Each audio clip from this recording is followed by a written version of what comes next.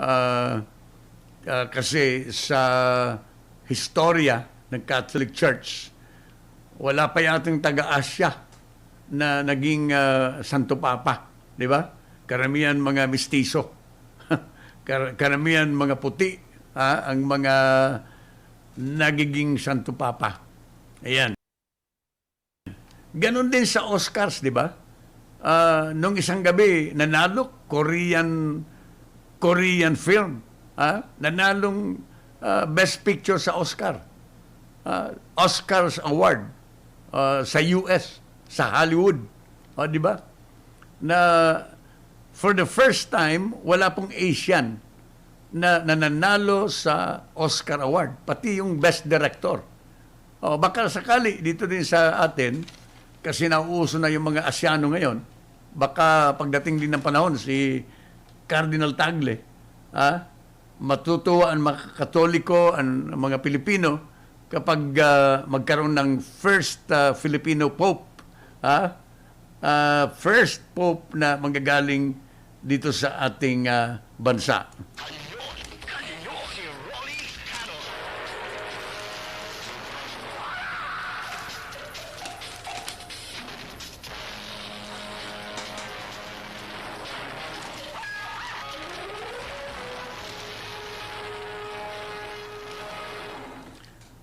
Okay, ituloy po natin itong ating mga pinag-uusapan dito sa Kanyon kasama si Rolly Canon. Ang Department of Labor daw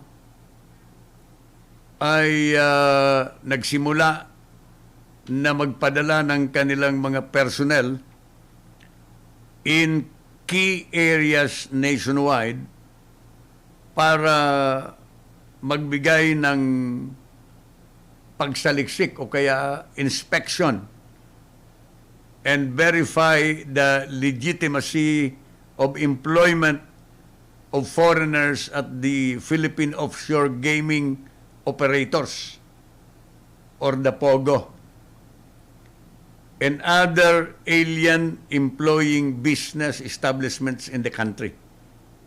This is according to Secretary Bello. Nag-deploy daw po ng 323 labor and employment officers ang Department of Labor na magko-conduct ng nationwide inspection and verification until June 30 this year. Akala ko matagal na itong ginagawa ni Secretary Bello. Pero medyo late na po ito, Mr. Secretary. Pero at least kahit late na, uma-action pa rin kayo. So anyway, importante po ito kasi iba-iba nga ang mga figures na sinasabi. Nung araw sabi ni Secretary Bello, mayroon lang daw na mga 150,000 POGO workers. Ay maraming mga nagsasabi na hindi lang 150,000. May isang senador ang nagsabi na kalahating milyon na ang mga Chinese nationals na nagtatrabaho sa mga POGO. Kaya maganda itong gagawin ng Department of Labor na magpapadala sila ng mga inspectors. In Luzon, 87 inspectors were dispatched in Metro Manila. 11 in Cordillera Administrative Region na ipinadala ng mga inspectors, no? 11 in Ilocos Region, 14 in Cagayan Valley Region, 37 in Central Luzon Region, 32 in Southern Luzon, 12 in Mindoro, Marinduque, Romblon, and Palawan Region, and 12 in Bicol region. Yan. Mayroon na rin para sa Bicol, pati sa Visayas yata, no? Meanwhile, 11 will conduct the inspection in Western Visayas, 22 in Central Visayas, and 12 in Eastern Visayas. In Mindanao, 12 labor inspectors were authorized to conduct verification inspection in Zamboanga Peninsula region, 17 in Northern Mindanao region, 12 in Davao region, 11 in Soxargen, and 10 in Caraga region. So, ang ibig sabihin dito, kalat na pala yung mga pogo. Ang akala ko, Luzon lang. Ang akala ko dito lang sa Metro Manila, Cavite, Pampanga, and neighboring provinces. Kalat na pala itong mga pogo na ito, no? Kaya nag-dispatch yung Department of Labor para i-monitor po ito. Itong mga alien workers na ito in Pogo. Better late than never, sabi nga. Or better late than later. Masyado nang huli ito, ginagawa ni Secretary Bello. Pero it's okay. At least maihabol pa rin ito. Kung hindi pa dumami ang reklamo sa mga Chinese nationals na ito, hindi pa nagpapadala ng verification and total accounting ang Department of Labor kung ilan talaga ang actual na nagtatrabaho dito sa mga pogos na ito. Napakadami. Dito lang sa Makati, Diyos ko. Araw-araw pumupunta ako Makati. Talaga naman. Kahapon kumain ako doon sa isang restaurant. Naku, katabi ko mga Chinese. Medyo lumayo-layo ako ng kaunti ng mesa. Baka kako may ano ito. Baka galing sa China ito. Mahawa pa ako ng corona.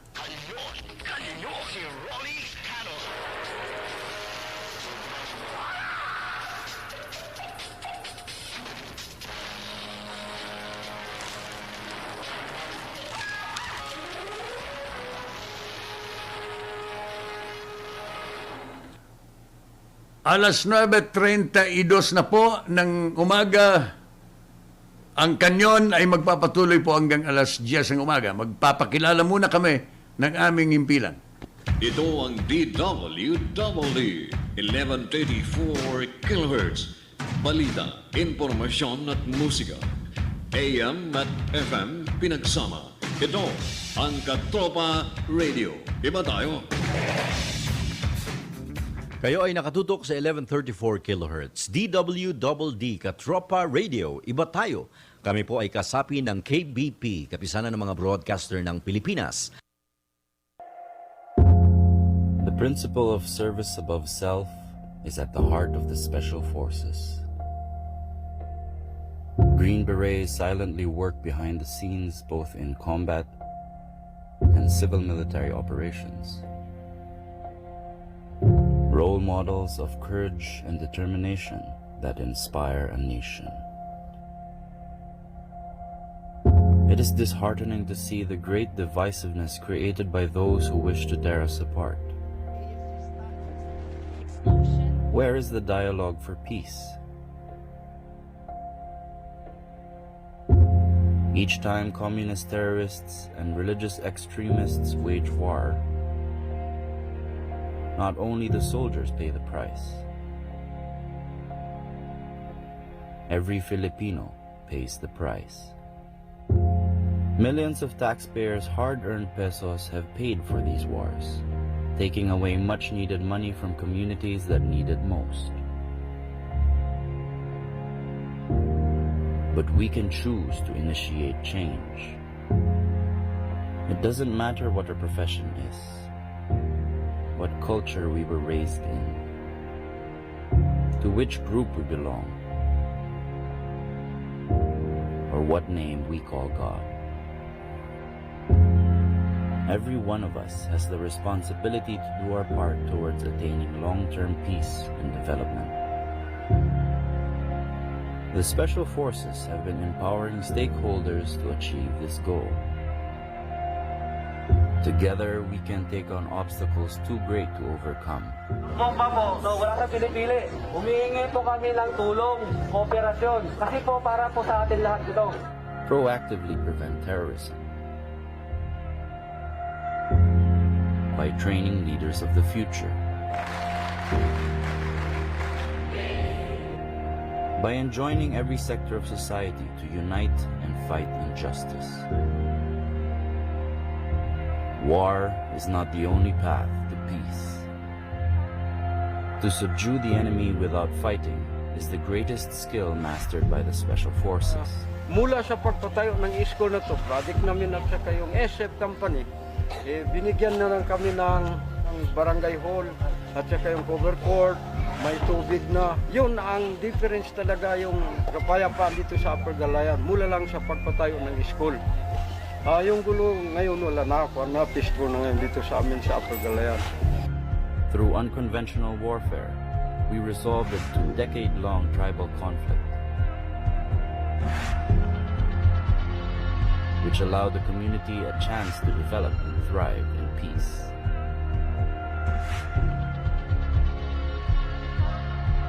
Yung area namin, kung hindi SF ang namuno dito, hindi talaga mapiskol kasi noon may mga rido-rido din. Ngayon, wala na.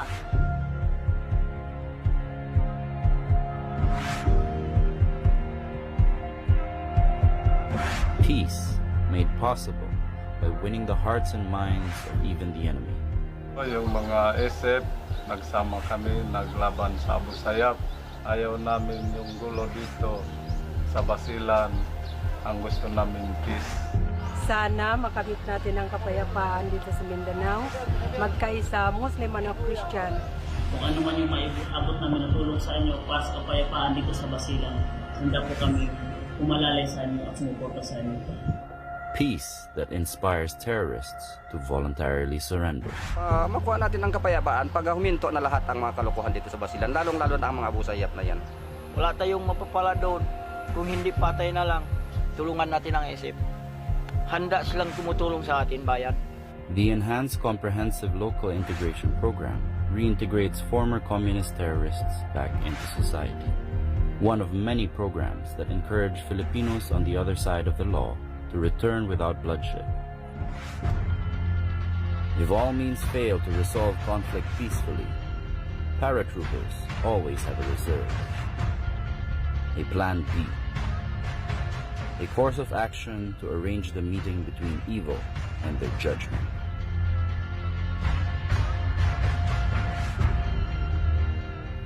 Special reconnaissance and direct action are our most effective capabilities. Not long after our new assignment in Sulu, we brought justice to the 21 victims of the Sipadan kidnappings in the year 2000. The 19-year hunt of Abu Sayyaf sub-leader Anga Aji and his men came to an end. A message to our enemies that never shall evil triumph over good.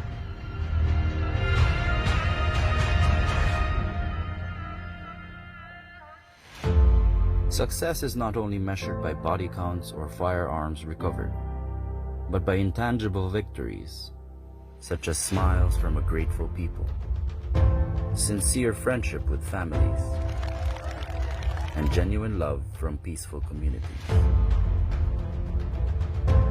There is no force more powerful than love. This is how we come together as a nation. This is why we fight. For the future that we hope will be so much brighter. For those we care about. For lasting peace and development. For the Philippines that we love.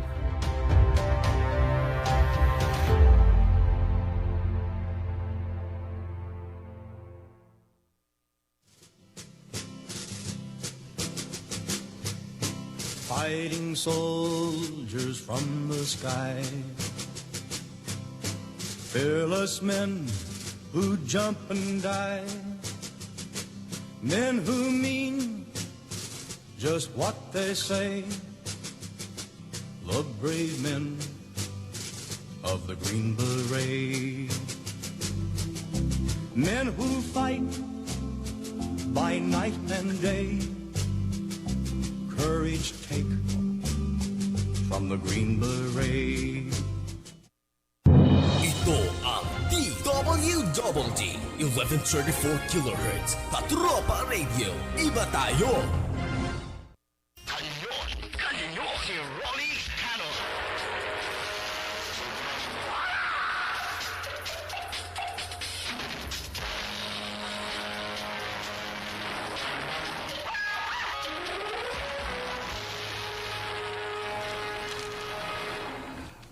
Okay, tuloy natin itong kanyon hanggang alas 10 ng umaga.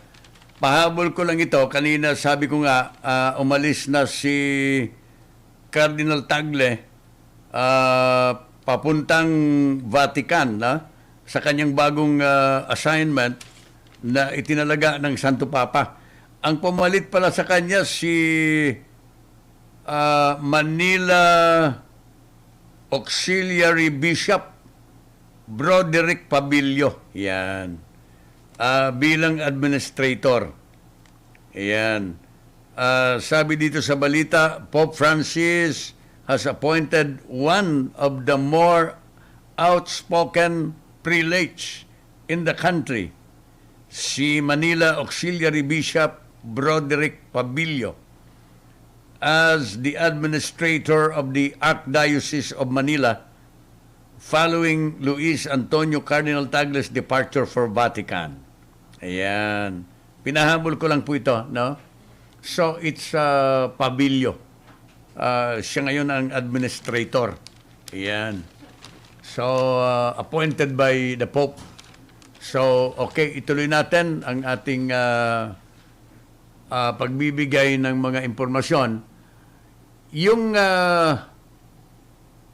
Yung issue tungkol sa pag-i-expire ng franchise ng ABS-CBN, naging mainit kahapon ng mag-deliver po ng privilege speech si Congressman Atienza ng Buhay Party List, no? Na nananawagan sa Committee on Franchise ng Kamara na umaksyon tungkol dito sa pagbibigay o kaya renewal ng franchise ng ABS-CBN. Iba-ibang reaksyon kahapon. In-adjourn kaagad after the speech of Lito Atienza. In-adjourn kaagad yung sesyon ng Kongreso. Kasi nanawagan si Atienza, sabi niya, kailangan ngayon natin simulan. Itong deliberasyon para ma-renew ang franchise ng ABS-CBN ay biglang in-adjourn. No? Maraming nagulat kasi in-adjourn. Ay baka nga naman, kasi, hindi naman daw kumikilos kasi sino ba yun? Yung head ng committee ng franchise, Alvarez yata yun. Congressman Alvarez. Di ko alam ang pangalan. Kaya hati ang iba-ibang mga congressmen. Ang Office of the Solicitor General last Monday, kahapon, called on the Supreme Court para alisin ang o kaya pawalang bisa ang franchise ng ABS-CBN na ito daw ay sa dahilan sa maraming violation ng franchise. Sang-ayon doon sa hinaim po na co-waranto ni Solicitor General kahapon po yan. Mismong si Solicitor General Calida ang nagdala ng kanyang petisyon sa Supreme Court. Nako. Pero ang daming mga nagsasabi na hindi dapat pakialaman ng Office of the Solicitor General ang pagkansela o kaya pagbibigay ng franchise ng isang network, ng isang radio or TV network. Ayan. Hati. Pati dito sa camera, hati din. Dito sa pati po dito sa yung mga komentaryo ng mga iba-ibang mga abogado, yung mga dean ng iba-ibang university sa Pilipinas, no? Iba-iba din ang sinasabi sa Senado, iba din ang sinasabi ni Senator Bongo, ibang sinasabi ni Senator Soto, ni Lacson, si Grace po, iba-ibang mga opinyon, mga kababayan ko tungkol dito. Pero mukhang nagpaiwating ang Senado na kapag dumating sa Senado, maaring aprobahan po nila yan. No? Kasi majority lang naman po yan. Pero ang problema kasi, dito sa Kongreso, dito sa Kamara, mukhang hindi umuusad eh. Ang dami-daming na-file na petition for congressional franchise ng nasabing network, pero hindi po na-actionan ng Committee on Franchise. Ang balita nga, ang dami-dami ng mga na-issuean ng mga franchises ng iba-ibang mga networks, pero itong sa ABS-CBN, hindi po nakakakalendar. Kasi nga naman, alam naman ninyo, si Presidente talagang nagsabi. Ewan ko lang kung ano mangyari dito. Pati mga artista, iba-ibang mga komento, iba-ibang mga apila sa Kongreso na ibigay na po ang franchise ng ABS-CBN. Anyway, iba-ibang mga legal opinion ng mga abogado. Alam niyo si Kalida, isa sa mga best lawyers of the country also, no? Hindi naman siguro maghain yan kung talagang walang nasilip na maaring basihan para ang Supreme Court ay panigan ang kanyang petisyon para i-scrap itong franchise ng ABS-CBN. On the other hand, marami ding mga abogado, sina Rufus Rodriguez, mga abogado yan na magagaling, na nagsasabi na it is not within the powers of the Executive Department, especially the Solicitor's General's Office, ang pag-extend o pagbibigay ng franchise ng any TV or radio network.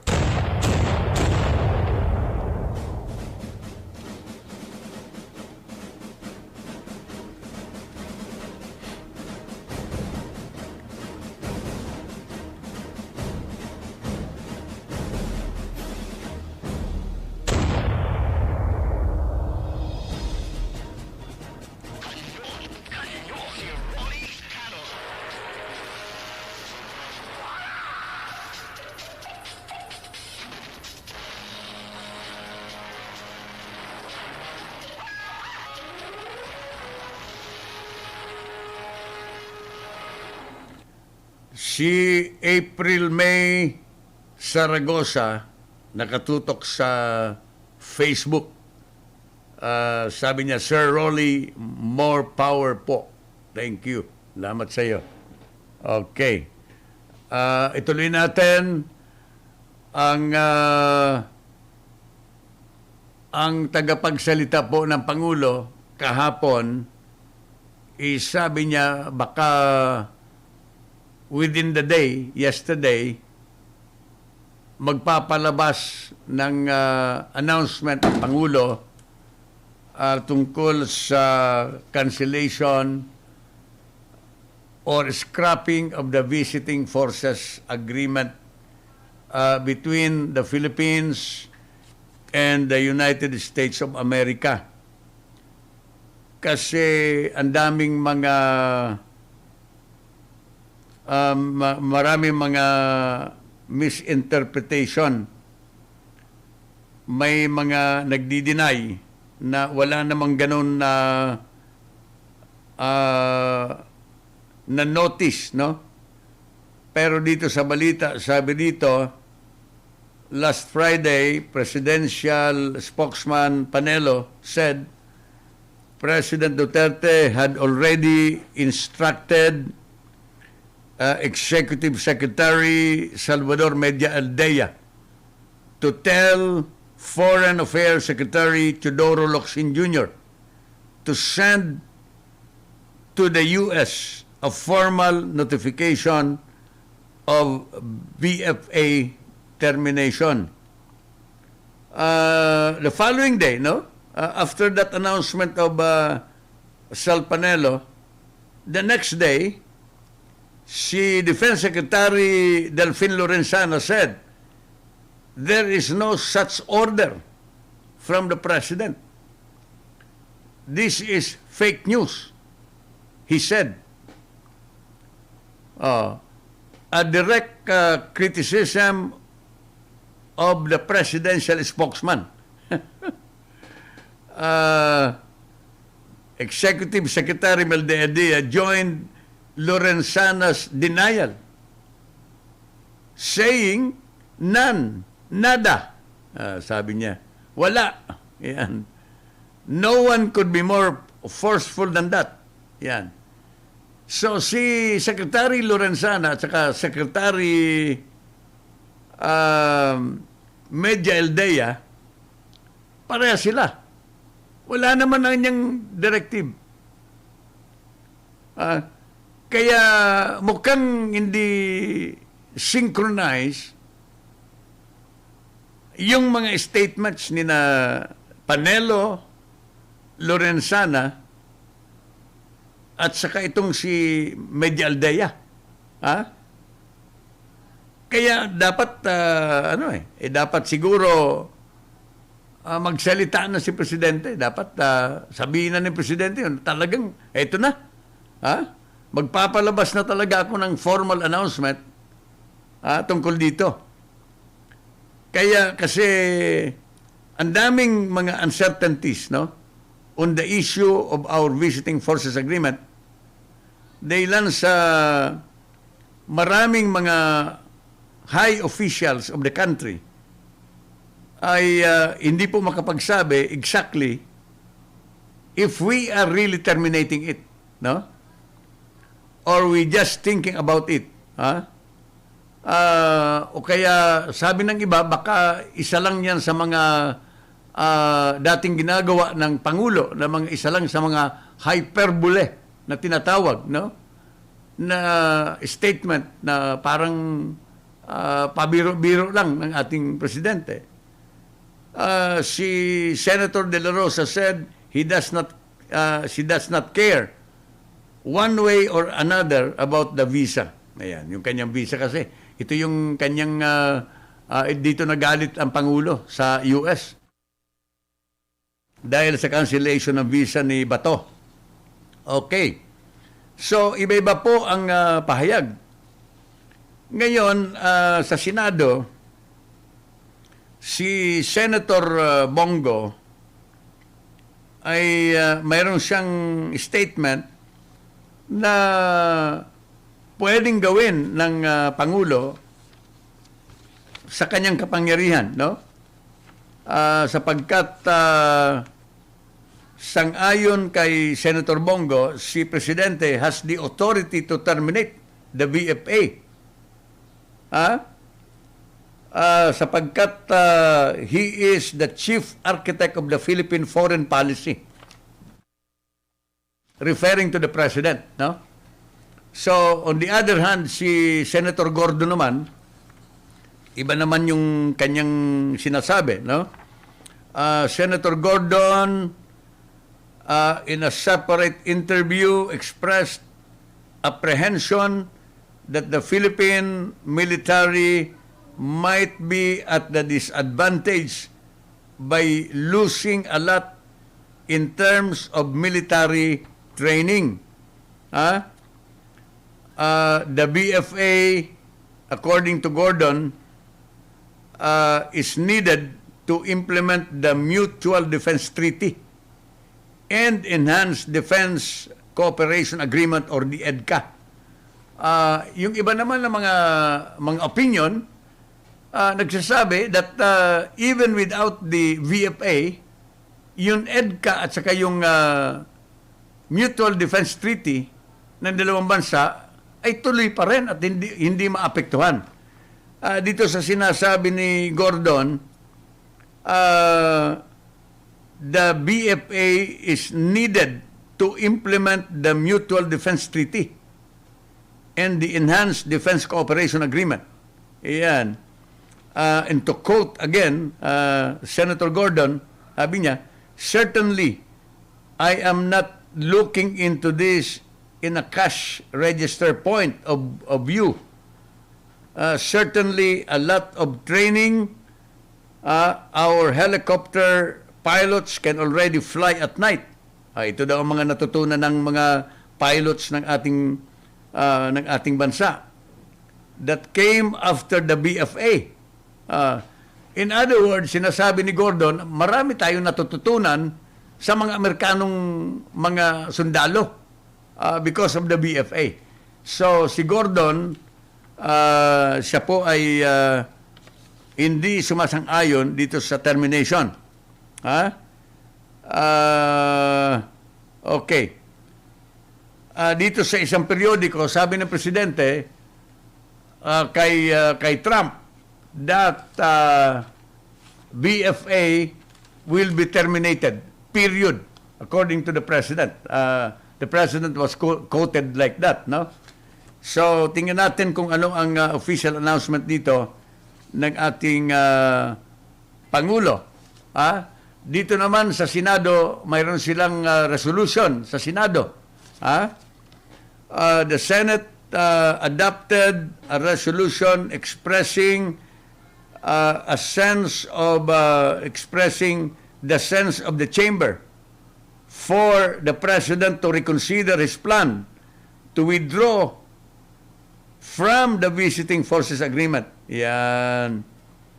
While the Senate is still reviewing the agreement. Sabi ng resolution sa Senado na inihingi nila sa presidente na i-reconsider ang kanyang desisyon na i-terminate itong VFA habang wala pa ang result ng pag-aaral ng Senado. Yan, mag-aaral daw sila. Pag-aaralan nila yon, no? So, iyon ang mga pangyayari ngayon.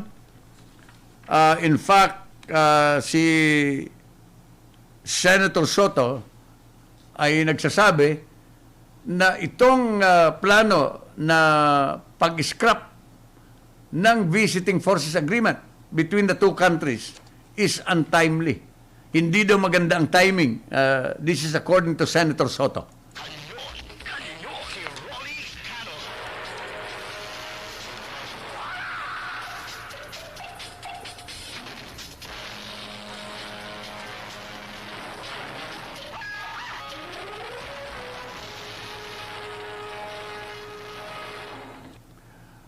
Tres minutos po, 3 minuto bago mag-alas 10.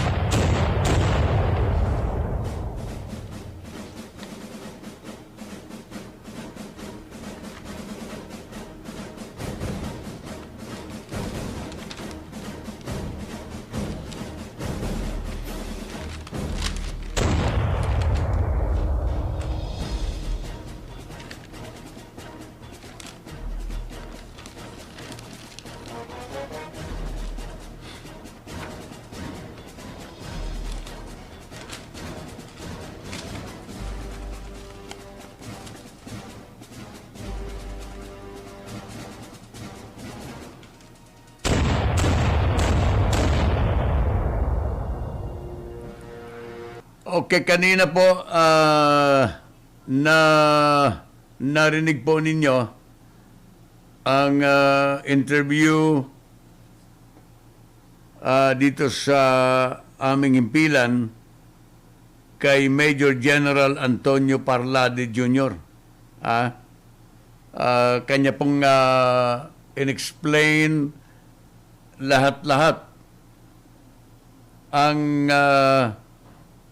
mga pangyayari involving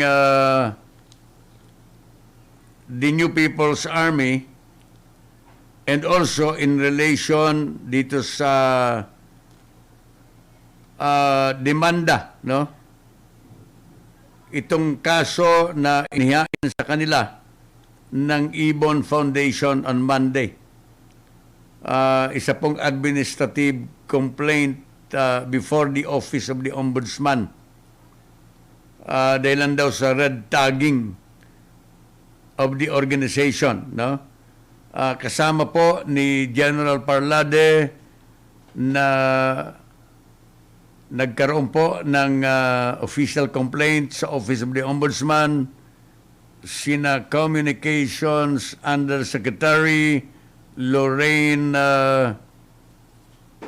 Badoy, National Security Advisor Hermogenes Esperon Jr., and of course si Major General Parlade na Chief ng Southern Luzon Command. Okay, tingnan natin kung mag-prosper ito. Kasi kapag tinanong mo si General Parlade, mayroon naman silang mga basihan doon sa kanilang mga sinasabi, no? Documented naman lahat-lahat ito. So, tingnan natin kung anong result nito sa Office of the Ombudsman. Mga kababayan, sumayin niyo po ang palatuntunang Kanyon kasama ang inyong lingkod sa radyo, si Rolly Canon. Ang inyong lingkod magbabalik muli bukas at the same time. Thank you sa technical and news department natin. At bayanan ang top of the hour news at ang mga susunod na palatuntunan natin. Maraming salamat po sa inyong pag-antabay sa mga Bicolano. Diyos mabalos sa inugabos, mga tugang. Diyos marahay na aldaw. And again, I pray for peace. Kanyon! Inyong napakinggan si Rolly Canon sa isa na namang matalinong pagtalakay ng mga issue. Maraming salamat po at abangan ang kanyang pagbabalik at muling pagputok ng Kanyon! Ito ang DWDD 1134 kHz Katropa Radio. Iba tayo!